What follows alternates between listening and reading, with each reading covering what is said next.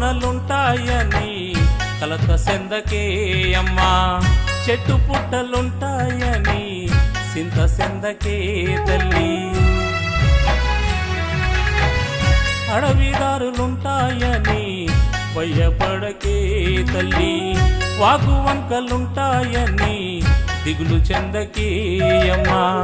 అయ్యప్ప తోడు ఉన్నాడే నా కన్నా తల్లి, నా స్వామిని చూసి వస్తానే నన్ను కన్నా తల్లి, కన్నీరు వెట్టకే నా తల్లి.